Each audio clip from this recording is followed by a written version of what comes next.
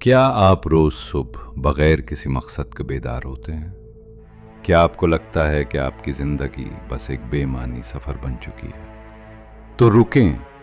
अल्लामा इकबाल का ये पैगाम आपको बताएगा कि अल्लाह ने आपको किस अजीम मकसद के लिए पैदा किया है। आज का इंसान हर चीज हासिल करके भी अंदर से खाली है, क्योंकि वो जिंदगी तो जी रहा है लेकिन जिंदगी का मकसद खो चुका है।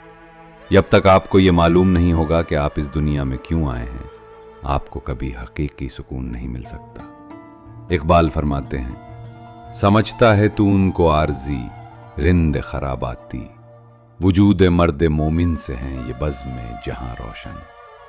इसका मतलब ये है कि आप कोई आम इंसान नहीं है जिसे दुनिया में वक्त ज़ाया करने के लिए भेजा गया हो। एक सच्चे इंसान का वजूद इस कायनात को रोशन करने के लिए है। इकबाल कहते हैं कि अपने अंदर छुपे हुनर को पहचानो, कायनात पर गौर करो और इंसानियत के काम आओ। आपका मकसद सिर्फ नौकरी करना और पैसे कमाना नहीं, बल्कि अपने खुदा का सच्चा नुमाइंदा बनना है। जिस दिन आपने अपनी जिंदगी का मकसद दूसरों की खिदमत और हक की सरबुलंदी को बना लिया, उस दिन आपकी जिंदगी से हर किस्म की मायूसी हमेशा के लिए खत्म हो जाएगी। खुद को बेकार समझना छोड़ें और कायनात में अपना किरदार अदा करें।